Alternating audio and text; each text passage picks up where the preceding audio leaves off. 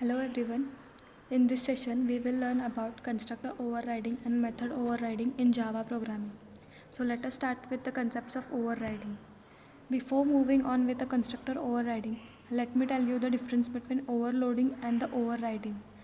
Overloading is used to increase the readability of the program, whereas overriding is used to provide the specific implementation of the method that is already provided by its superclass. So basically overloading is performed within a class, that is in a single class, and overriding occurs in two classes, that is it have an easy relationship. We call it as a parent and child relationship. So in if there is a single class and the methods are overloading, then it is called as a overloading concept. And if there are multiple classes, that is parent class and child class, that is the concept of inheritance, then we will call it as an overriding. So now let us start with a constructor overriding. As we all know, constructor is a special member function and it has same name as class name. Constructor gets automatically invoked when object is created. So in inheritance, usually we create object for only one class, that is a derived class. We do not create an object for base class, and we call the methods of base class with the help of derived class object. So if the base class has default constructor, then it get automatically called an object creation for derived class. Let us see with an example of constructor overriding. Here in this code we have taken a class base and a derived class. Base class is a parent class and a derived class is a child class. So we had extended a derived class with a base class. So in the base class we had called a method named as base, and in that we had printed a statement that it's a base class. So in a child class we had extended the base class, that is class derived extends base. We had inherited the features of base class into a derived class, and here we had named the method as derived class. Remember, in this concept it is a constructor, so it has same name as class name. So whatever will be the class name, the method name will be also a same. In this, observe that the class name is base, whereas the method name is also base. Similarly, in the child class, the class name is derived and the method name is also derived. So in this concept of constructor overriding, here we cannot access the data because there are same names of the class name as well as the method name.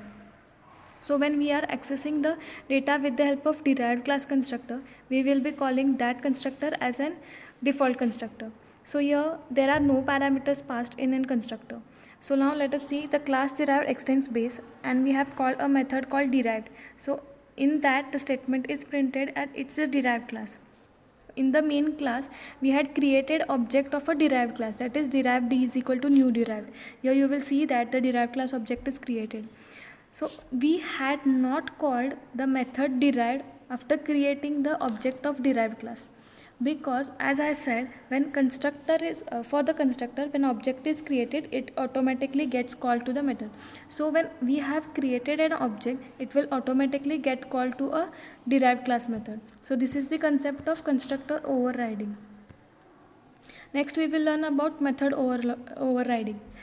So in method overloading, as I said, method overloading is performed within a class, whereas method overriding occurs in two classes, that is a parent and class.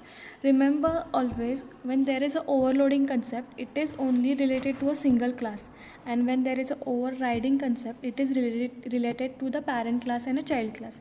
So here we are seeing method overriding.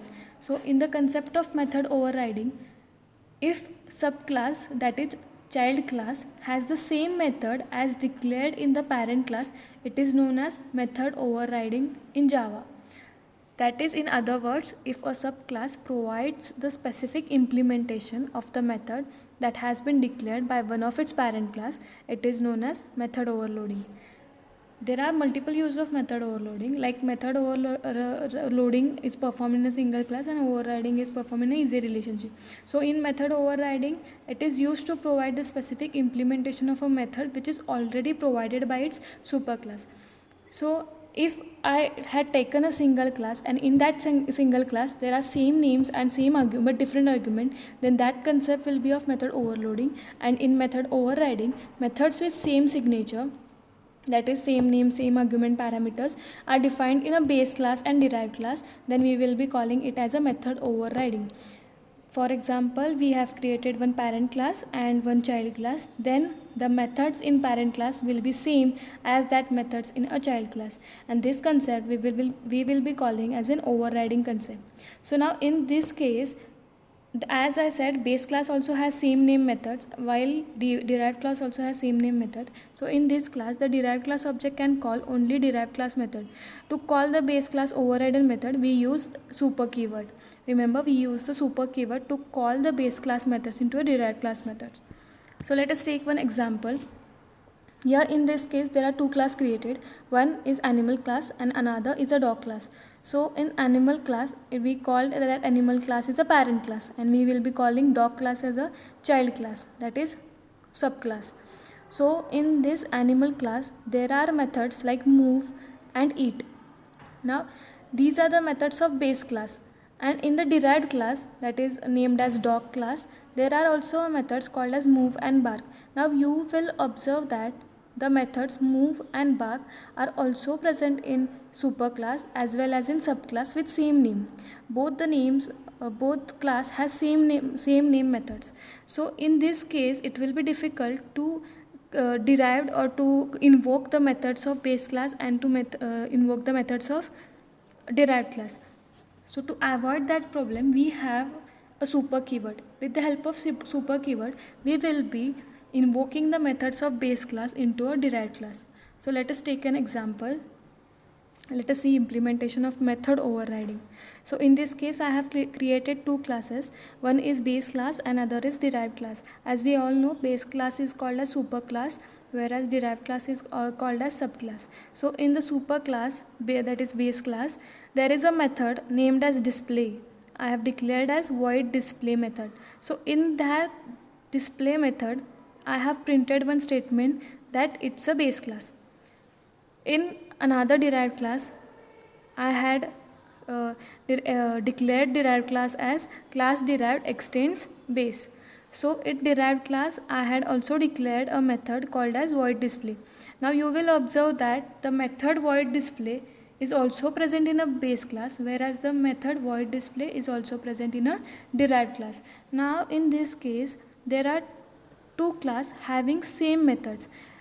Now the problem occurs is how we will be invoking the methods of base class always as well as the methods of derived class, because we know when we are creating an object, we will be giving call to a derived class methods, and it will be automatically invoked with the base class base class methods.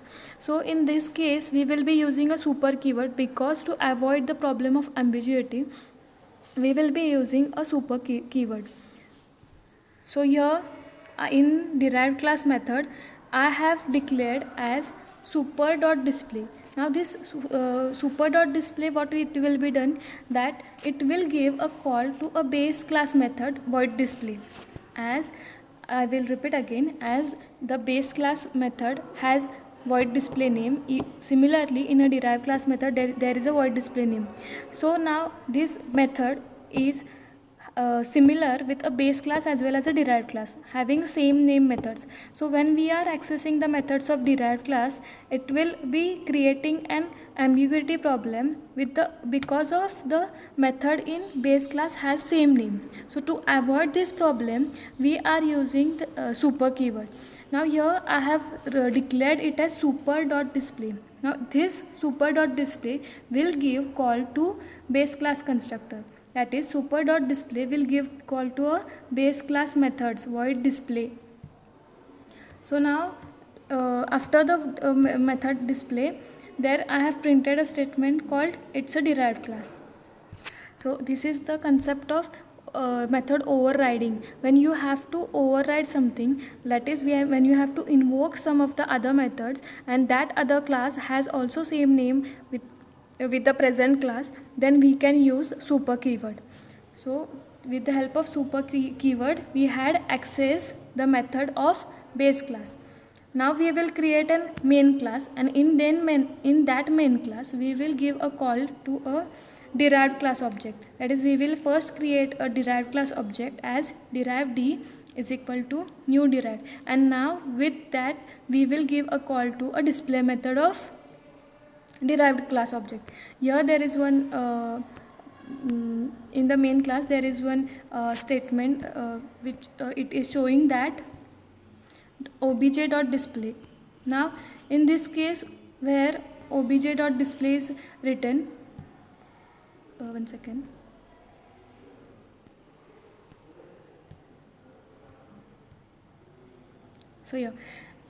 So here in this method overriding, as I said, there is a base class, derived class, and in the main class we will be creating an object of derived class. Now with the help of D, here is one printed mistake. Instead of obj it will be d.display, because the object of derived class is named with a D. So here it will be d.display. Now it will be given call to a derived class method, and because in the derived class there is a method in derived class as super.display. So in super.display it will be given access to a base class method. So the program output of this program is, it will shows that as super.display is declared above the statement printed in a derived class. So first the output will be it's a base class, and then the second output will be it's a derived class. So this is the concept of method overriding. Now we will see what is the use of super keyword. So as I said that we are using a super keyword to access the base class methods into a derived class method. So let us see what are the more super keyword uses. The first use is to call base class parameterized constructor in derived class. Second is to call base class overridden method in derived class, as we have seen it now. So sometimes the data member of class base and a derived may have same name. In such case, to access base class data member in derived class, we have to use a super keyword. As I said that base class and derived class has same method, so for that purpose we need to access with the help of super keyword. Let us take an example, another example, that is we have a base class with a name as bank, and in that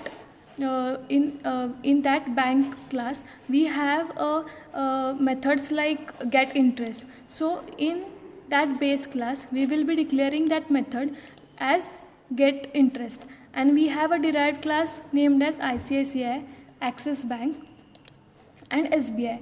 So in that case the bank SBI also has a method get interest, the bank ICICI also has a method get interest, whereas the bank Axis also has method get interest. Now there are total 4 classes, 1 base class and 3 derived class, and in all these 4 classes there is a method named as get interest. So how we will access the method of base class into a derived class? So to avoid this problem we will be using super keyword to access the base class method into a derived class method. So this is an example of to call base class overridden method in derived class. Let us take other example of which shows the use of super keyword. In this example there is a class base, and in that base class there is one method declared, there is one variable declared as int a. This a variable is of integer type, so it is declared as int a. Now there is another derived class which is extended from a base class, that is class derived extends base. So now in this derived class there is also a data member declared as int a, and there is a method named as void display, and in that void display method they have declared a value a is equal to 10. So now that value 10 is stored in an variable a. So now if I want to access a base class data member into a derived class data member, that is we had also declared int a into a base class, whereas we had also declared int a into a derived class. Now I want to access int a method into a derived class, and I have to give that int a method the value 5. So in a base class we have declared int a, and I want to assign that a value 5. That is I want to assign a value 5 to a variable a into a base class. Now how I will assign a value 5 to a, because it is already seen that the int a is also present in a base class, whereas int a is also present in a derived class. Now it will be very difficult to assign a value to a base class variable a. As I have said, we have seen that with the use of super keyword we can access base class data members and parameters as well. So we will be accessing base class data members into a derived class with the use of super. So now here see that in void display we had access a is equal to 10. Now this a will be derived class variable, and now I want to access a base class variable a.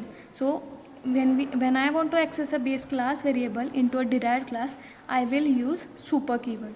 So here I had used that super dot a is equal to 5, and I had printed both the variables a. When you have to print a variable of base class, we will be writing as super dot a. So now see that in the main class I had created only a derived class object. Derived obj is equal to new derived, and with the help of derived class object I had given a call to a derived class method, that is obj.display. Now in that obj void display method of the derived class, there we have printed two statements, a variable a, that is a current variable of that display class, and another variable that is a base class variable we had access with a super keyword, that is super dot a. So first answer will be 10 and second answer will be 5. So this is the output of the program. I hope you have been clear with the concepts of overriding, constructor overriding, method overriding, and the use of super keyword. Next we will see final class and final variable. So when a class is declared with final keyword, it is called final class. A final class cannot be extended or inherited. When we declare some class or some base class as final, that is we are using a keyword final to that class, then it cannot be extended or inherited. For example, there is a class ABC. Now for that class I had declared final keyword, final ABC. Now the class name will be final ABC. So in that case, any another class cannot be extend that base class. So derived class cannot be created from that class. Hence this is the use of final keyword. And next is final variable. Final variables are those variables whose value does not change throughout the program. We have already seen constant variable in C programming or C++ programming. So this is same as constant variable, that is here we are using final variable. So in final variable, the value of the variable does not change throughout the program. When you declare some of the variable with final keyword, we cannot change the value of that keyword. So for example, here they have shown that the value of pi is 3.14 and it is declared with the final keyword. So the value of pi, that is 3.14, will cannot change throughout the program, throughout the execution of the program. So this is the use of final class and final variable. Next we will see what are final methods. We can declare some methods of class as final. As we are declaring the class as final or the variables as final, similarly we can also declare member function as a final with a final keyword. So when a method is declared as final, then it cannot be overridden by a subclass.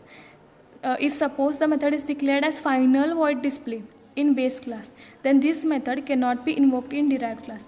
Till now we have seen that when there are same names of the methods in base class as well as in derived class, we can invoke the methods of base class into a derived class with the help of super keyword. So if the base class method is declared with a keyword final, that is final void display, then in the derived class we cannot override the methods. This is the example of a final method, that is we cannot access or cannot invoke the final methods into a derived class or in any another class. Till now we have seen that what is the overloading and overriding, difference between overloading and overriding, constructor overriding, implementation of constructor overriding, method overriding, implementation of method overriding, use of super keyword, final variable, final class and final methods. Hope you have been understand these concepts. Thank you so much. In the another session, we will see the concept of interface. Thank you.